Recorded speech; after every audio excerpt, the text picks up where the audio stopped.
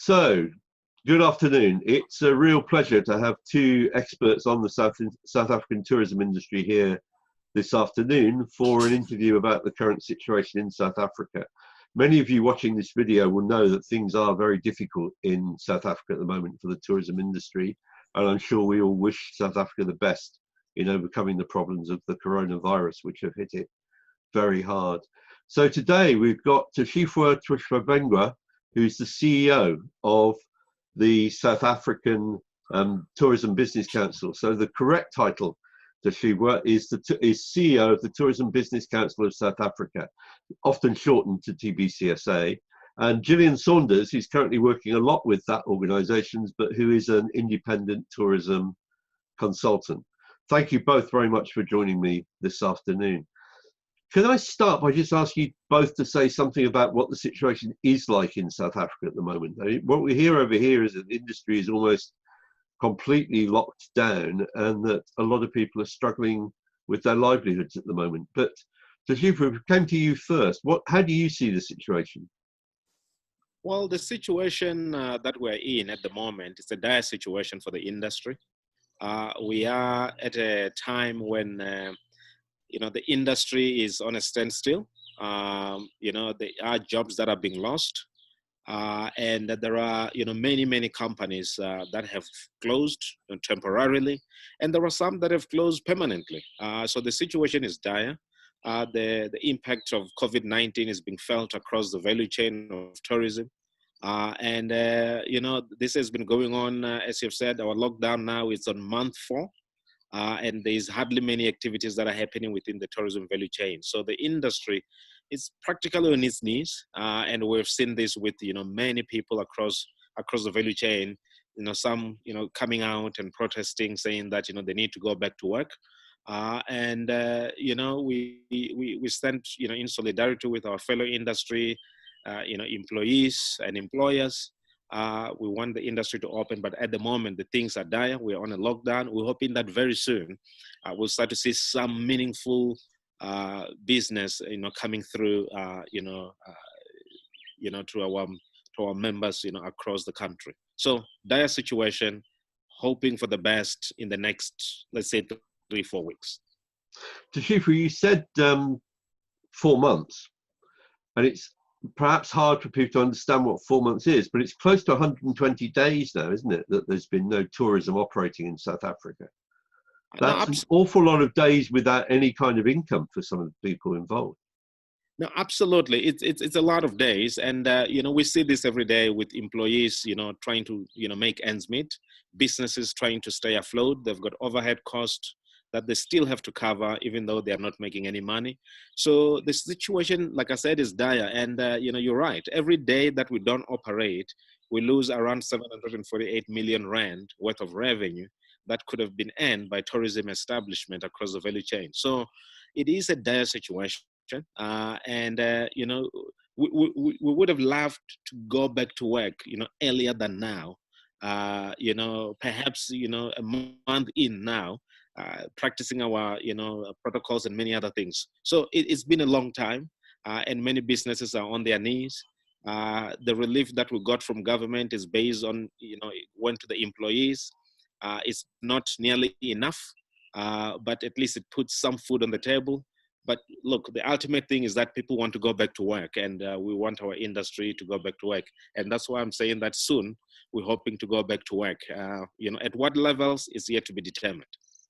Gillian, you used to work, I think, for Grant Thornton, unless my memory fails me completely. What's your perception of what's happening to it as a business sector now? Because obviously 100 days of lockdown, that's 100 days of very little income. I know there's some, and we'll talk about that in a minute, but there must be a really dire shortage of money now in some of those companies, and presumably having to look at closure. Well, I think having to look at or have closed. We've run numerous surveys, and I don't have them all at my fingertips, but at the moment, about 61% of businesses are totally closed, about 36% are partially closed, and a handful are operating presumably close to normal.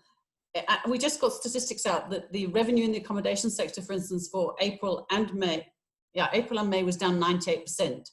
I think it's ironic. Caravan parks and camping were down 100% because no essential workers want to stay in caravans and camping.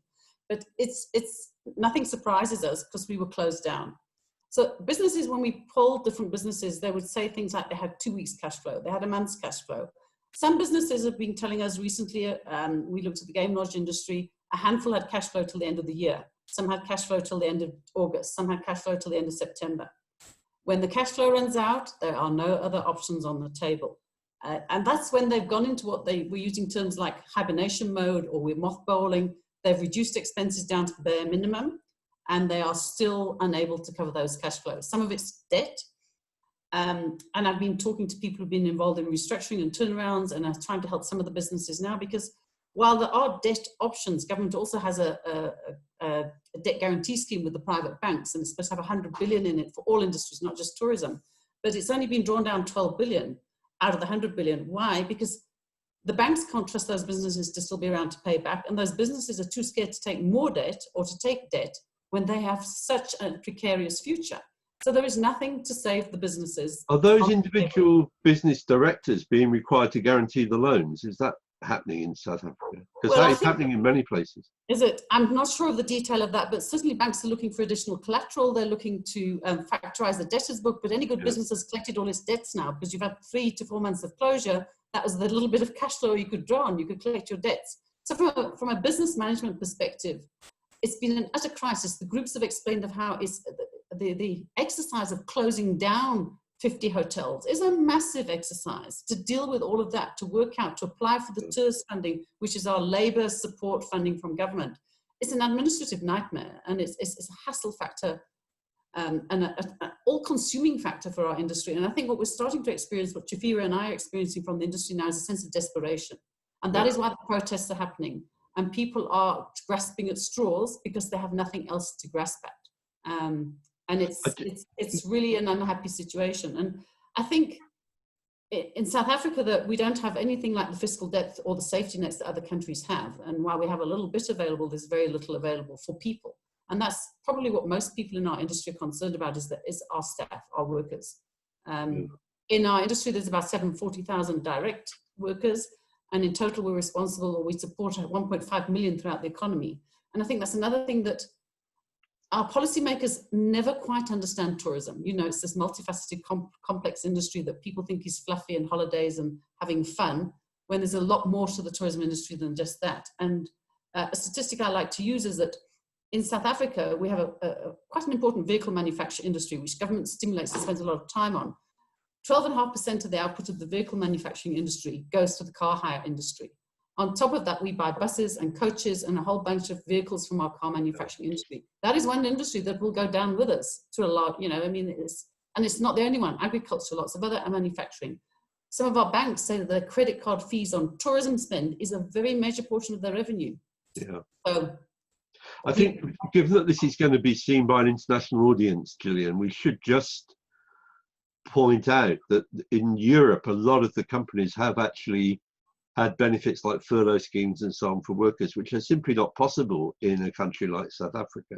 But I think my colleague Justin Francis put it very well when he pointed out that for us, in terms of what's happening in South Africa, we've kind of lost a holiday opportunity which matters to us, and there's a sense of loss from that.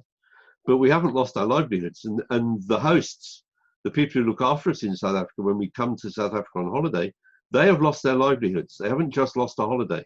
And there's a massive inequality, isn't there, Tshifhiwa, in the difference of the experience in that sense. The loss of livelihood over the loss of a holiday is a fundamentally different experience. Absolutely. I mean, look, you know, the international tourism inbound, you know, contributes around 120 billion rand worth of spend, you know, per year in South Africa. Now, that's a significant amount of money and put a lot of food on many tables across the country. And a lot of employees are employed in that particular, you know, space of inbound travel and offering services. So you're quite right. You know, you may have lost, you know, the vacation, but for us, when you come to South Africa and you come and visit us, it means that we're able to create jobs. It means that, you know, more people that live in and around tourist attractions are able to make a living. It could be someone who's selling, arts and crafts.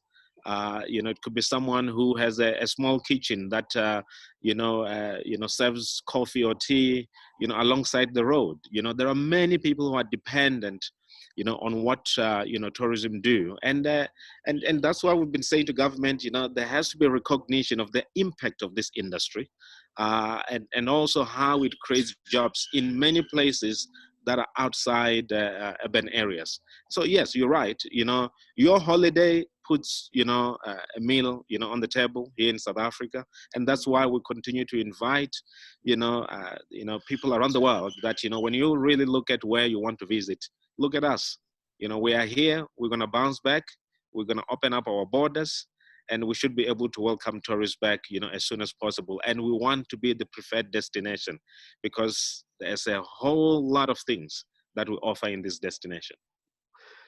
I'm reminded as you're talking to Tshifhiwa of the 1996 white paper on tourism and development in South Africa, which was the first policy in the world actually formally to adopt responsible tourism as a key part of the policy. And people in the industry have often told me that the policy will be abandoned, but it hasn't been. It's been consistently followed by successive governments since 1996.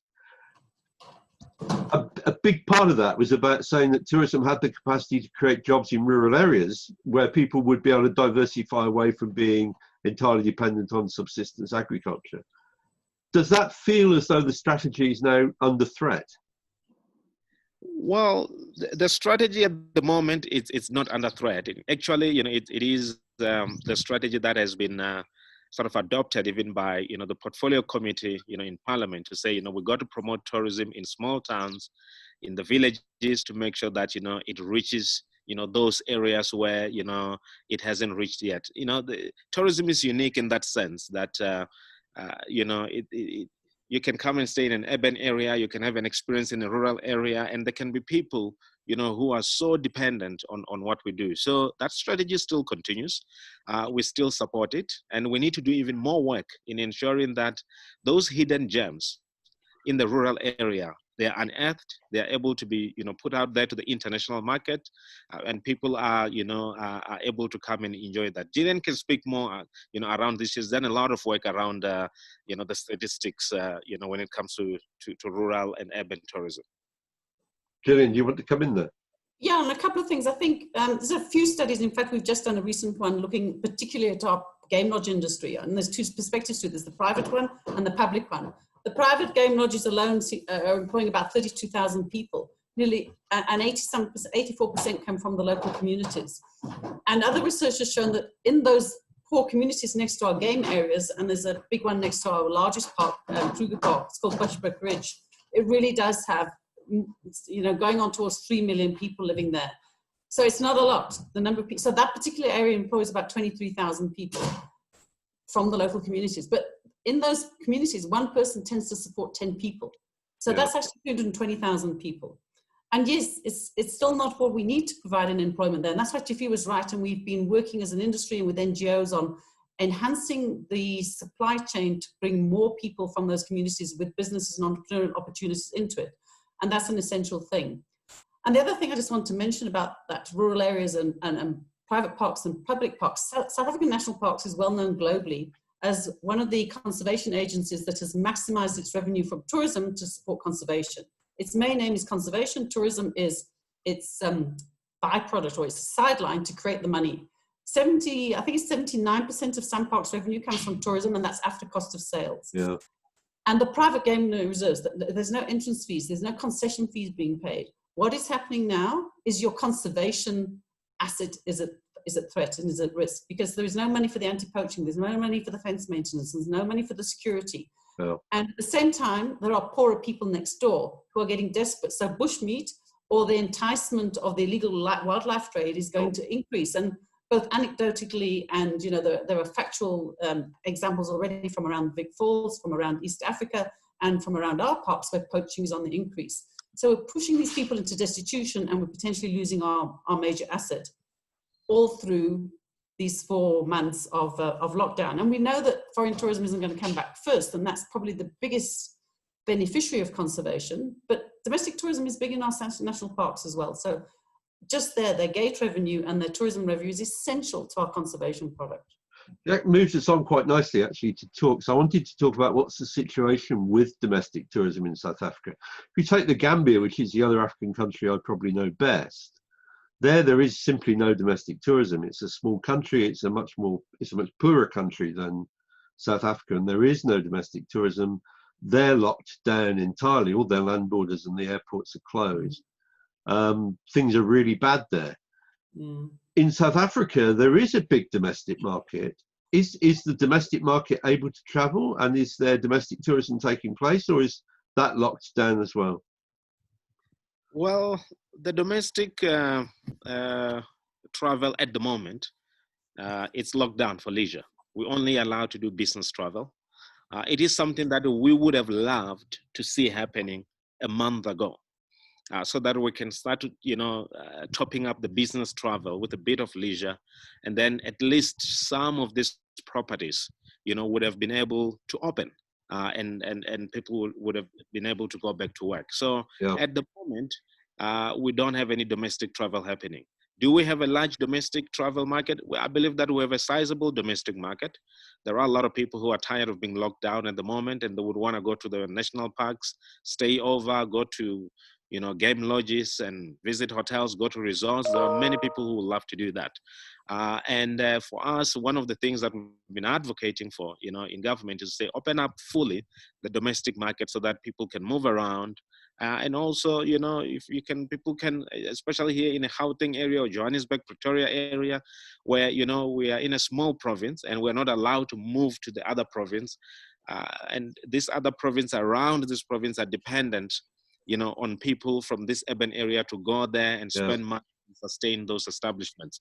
So we've been advocating for that, and we do have a large chunk of domestic market.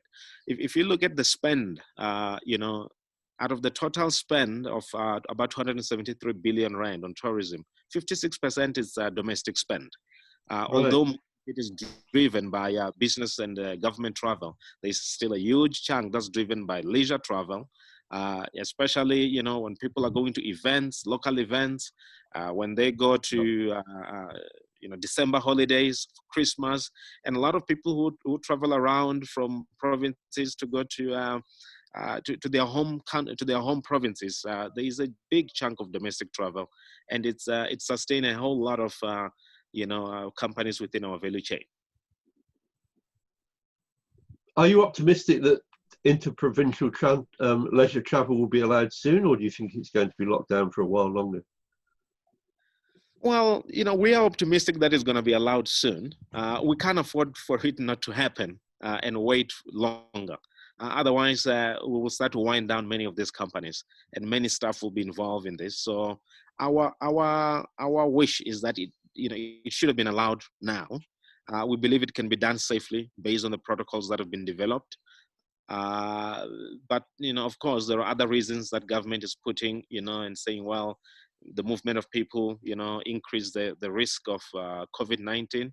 We do understand that, but we also understand that our protocols are robust enough to ensure that people move safely and are able to stay at these properties and sort of, enjoy and be in an open space. And perhaps to add to that, when you look at our domestic leisure travel market, 76% travel by private car. Yeah. 83% say non-hotel accommodation. Average size is somewhere between 15 to 23 rooms. That's not maybe 50% occupants. It's not a lot of people interacting with not a lot of staff, traveling in a very safe mode of transport. And so we really do believe there's a very good, robust, data-driven argument to say, as well as having the protocols, if you look at the nature of this type of travel, it's a safe activity for our people. It's probably safer than a lot of other things that they're currently enabled to do in their own cities and where they live. And so we're working very hard on that, and we believe we'll get the message heard, we hope. Yeah. Has the industry come together behind this kind of campaign, Tshifhiwa, or is the industry divided? Or have you found it from the Business Council fairly easy to keep the industry together and lobbying as one group, or has there been a tendency for them to split apart? Well, what we have done so far is that we managed to get the industry to be united, and the industry to speak in one voice, and that's what we're doing at the TBCSA. And we actually are saying that, we are the leading voice, for tourism. Let's speak in one voice. Let's make sure that we have an impact when we talk. So we have managed to put the industry together. We're speaking in one voice. We're approaching government in unison, and our strategy is clear, and what we want is clear. So we don't have, people pulling from different direction. We are all pulling the same direction at the same time.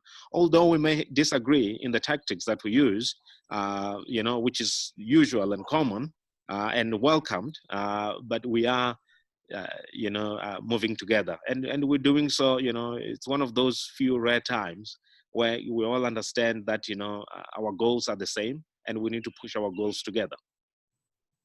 Perhaps I can add, the Tourism Business Council represents about 12 different associations for the subsectors of the industry.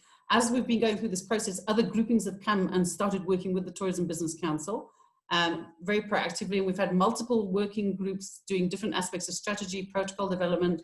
Our protocol development was an amazing ground roots up process where subgroups were created across different associations and different interest groups, so large accommodation, small accommodation, adventure, attractions, and they all came together and said, this is what we think we can do, and we all looked at it. So it was a really group cohesive effort of putting those protocols together with a real passion to say, we can do this, we can open our industry, let's work out how we can do it safely for our guests and our staff. So am I beginning to see that there may have been one small good thing happen as a result of COVID, which is that the industry has come together and become a stronger lobbying organisation as a result? Yeah, absolutely. So. Yep. Well, let's hope that lasts after COVID as well, Tshifhiwa, to make your life a lot easier if it does. Harold, I just want to mention something, that I should have, just on domestic as well. We actually have an outbound industry. They can't go anywhere either. No. And yet, it's worth 83 billion. Quite a bit of that is leisure, is business spend. But some of those people are also now desperate for some type of escape, and they have more money, and they can go and stay where the foreign tourists used to stay and help sustain something in this country. So that's also an important element to look at. But can we come on to the international market? I really, if I can, I'd like to talk about two parts of it really. The first is, what have you been able to do to make it to reassure travellers, if you like, when South Africa does open up, that it's a safe destination? And the second thing is to ask about what you think the business partners you have overseas can do to assist you at the moment. But if we could try and take those two aspects of the thing separately, I think that would be helpful. So if we could start with, what kinds of things have you been putting in place to make it safer for the tourists when they do come back to South Africa, as I'm sure they will? Yeah. So, we have gone through a process that, Gillian was talking about, of developing protocols, that are guided by, those that are operating, on the ground. Instead of, having this, top-down approach, we adopted an approach to say, well, we need to develop protocols and tell us how, we can meet the World Health Organization standard, how we can meet our own Department of Health standards. We've had people, going, out there and saying, how do we further sanitize our sector? Because remember, we are very much sanitized sector. Yeah. We've been in hospitality, and hospitality is our game. And we know that, our product has to be of world class. So we've been doing this. So we developed protocols that are very comprehensive, that are, have been looked at by the epidemiologist. They cover the entire value chain of the industry, and they allow us to be able to operate in a safe way, when tourists come into the country. So we are ready for international markets. We're already practicing these protocols with the business travel here in South Africa. We haven't had any incidents. We have practiced these protocols when we were quarantine facilities, no incidents. So we have had good practice. We believe that we're a safe destination. We are ready to welcome international tourists, and the entire value chain is behind these protocols. And I believe that, the WTTC has also looked at these protocols, and the agree with us in terms of, what we're doing. So it is the work in progress. We will continue to change as we learn more about the virus, and we will apply whatever needs to be applied to make sure that we're a safer destination based on the new evidence that we receive, should we need to change. But we are as safe as they could be, and we're as sanitized as we could be. And we have done our work, and we are ready for everyone to come into the country. Gillian, do you want to add anything to that? Yeah, and I think we're not yet saying we're open, so we're not putting a lot of messaging out there. But we are working with the airlines. We know that they subscribe to their KO protocols or their KO guidelines, which cover the airports, the airlines, the crew, everything. We're talking to some of the outbound trade. We're talking to some of the South African tourism offices in the outbound markets. There's a great deal of support from the outbound trade for our destination, and we're communicating with them. And all we're saying to them is we're doing our planning. When it's safe to open, and we know that that's a pandemic status thing, we will be ready and we'll be safe. We're looking at insurances. We've looked at what all the risks are in the travel, in the travel thing. So the risks start with, will they lock me down before I depart from my outbound destination? Will my outbound destination suddenly declare my destination and a place I can't travel to? It starts before, and then you can have your temperature taken at the airport, and you can be hot, you can't get on the plane, or your COVID test that you take 2 days before you travel is negative. So we're not the only place where the risks are, and we've looked at the risks all the way through that chain. We've looked at where we believe the insurances are affordable, where they're perhaps not affordable, because insurance companies are also quite loath now to put full-on travel insurance in place. But all we can say is we're looking into all of that so that when we open, we can tell our travelers we're safe. For instance, we've listed the hospitals. We have 93,000 hospital beds in 400 plus hospitals. We will make sure we have that information. And we would ideally like to have it on some sort of an app, an application, which the foreign tourist downloads before they leave their destination. They upload their COVID certificate, some of their trip details, and we keep informing them through that app of what's happening on. And we envisage packaging things that are particularly considered a COVID-safe experience in South Africa. So we probably will minimize the city experience. So we might have people staying outside of Cape Town, and we'll take them into Cape Town on a controlled day trip type exercise. So there's lots of ways that we believe we can make it seem very safe. But this is a plan in progress, because we know we can't open the borders, and we know we'll need a little bit of lead time to put this in place when we do open the borders. So that's it. We've looked at the risks. We know we have to make our travelers feel comfortable, make them trust us as a destination, and have confidence in us as a destination. And I believe we can do that. And of course, one of your major products, one of the major reasons to go to South Africa is for the wildlife and safari experience. And that is presumably, in a COVID world, one of the safest tourism experiences that you can engage in, really, because you're traveling with your own private group in a secluded area where you're not going to catch it from an elephant. It's the people that are the problem, not the animals. So I assume, Tshifhiwa, that will be a big part of the first opening up of international tourism in South Africa.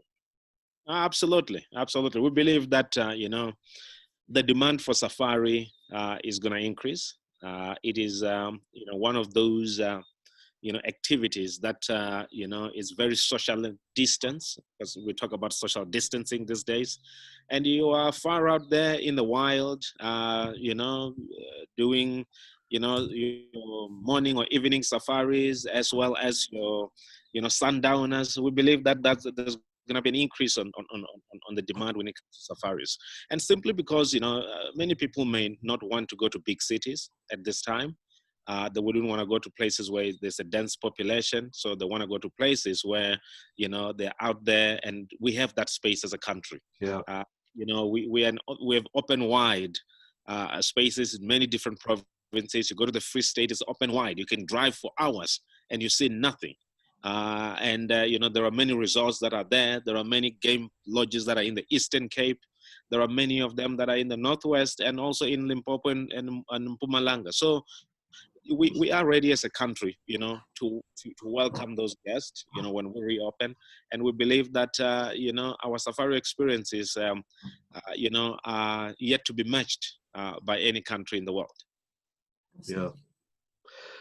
Can I think as we come to the end of the interview, can we perhaps just reflect on what your overseas business partners could be doing to help South Africa through both this very difficult phase and the relaunch when it comes? And we all hope that's going to be very soon. But What might you look to the overseas tour operators and travel agents to be doing right now and over the next few weeks to help to rebuild tourism in South Africa? You know, I think they, equally as much as us, want to continue selling South Africa. The reason they sell South Africa is they believe in the product, they believe in the destination, they believe in the experience, they believe in the value it gives their clients. And so they, like us, are selling their clients, South Africa will be there, you will be able to travel there, and we will be there to bring you to South Africa, or to sell South Africa to you. I haven't had any direct chatting to them, but via some of the people I'm working with, they're talking to them, and there's a great deal of positivity towards, we want to come back to South Africa. Please in fact, I would say they're over eager to bring people here, and we need to probably wait a little bit before they can. So I don't think there's any issues there with them not wanting to sell with us. The fact that we're a safe destination, we can offer a safe experience, we can operate safely in a COVID era. Yeah, I think, you know, just to add to what Gillian have said, you know, we want our international trade partners to understand that we've done a great deal of work on the ground. We have, you know, ensured that the industry is de-risked. There's no more risk within the value chain through the protocols. We want, you know, our international trade partners to continue the discussion with the, you know, the DMCs that they have here on the ground, to start planning for the future, to start looking for new products, to start looking at new itineraries, because we will eventually open. And we know that that's not going to be too long from now. So, you know, for us is to say to our trade partners that, you know, we understand that, you know, you have frustrated clients who wants to come to South Africa immediately. Soon we will open. Just ensure that, you know, you keep, you know, doing the job that you're doing in marketing our country, you know, in wherever you are. We really appreciate the business that you bring to us. And also just know that, you know, the business that you bring to us, you know, support many, many lives, 1.5 million jobs that are supported by tourism. 46% of the spend, you know, comes from international inbound. You know, it really goes a long way, you know, in our country. And we really do appreciate, you know, the support, you know, from the trade partners, those tour operators, the travel agents, and many other people that are involved in selling our country. We really appreciate that. And we say, keep doing the work that you're doing, and let's meet you in South Africa. In fact, we'd looking love forward to my next trip to South Africa. Gillian. Yeah, no, we'd love it if we could bring a few out on a new type of familiarization, which is go through the COVID protocols and have your safari. And in fact, Africa Geographic did just that. They went to one of the safari lodges and they went through the experience according to all the protocols. And it would be a lovely little video to send the clip to you if I can find it. But I mean, his verdict was, it wasn't obtrusive. I had a fantastic safari, but I had my temperature taken every day and I wore a mask and I did this, and it was all, but it was, because, you know, when you're staying in a safari lodge, you stay often on your own veranda, your own terrace, in your own room, or you're on an open vehicle. It's a low impact protocol, but he felt safe and it was a nice experience. So we need to do more of that perhaps, which is actually then demonstrate the safe experience for our customers so that can get out into the marketplace. But that's part of how we all talk to them as we get the planning going. Just a thought from some work I did in Peru many years ago. Never underestimate the value of getting an ambassador or a high commissioner out there experiencing the product and then recommending the safety back into their own home markets. And that would be a lot cheaper for you rather than bringing people over for a fan trip. And as soon as the domestic tourism is opened up again in South Africa, you'll be able to do that. Yeah, be able to do that because it's business. Yeah. No, we have ambassadors who love us, because the minute they come here as an ambassador, they can't help but love us because we're an amazing destination. So I'm pretty sure the French, the German, the UK ambassador would all do that for us. Yeah, I would crack on with that and get them to experience the new protocols as soon as you're able to do it. Is there anything either of you would like to add as we come to the close of this? Can I say then a really big thank you to both of you for making time to be with me this afternoon, and I wish South Africa well. I'm enormously looking forward to the next opportunity I have to visit your country. That's great. Thank you very much. Thank you. Thanks, Harold. Thanks for the opportunity.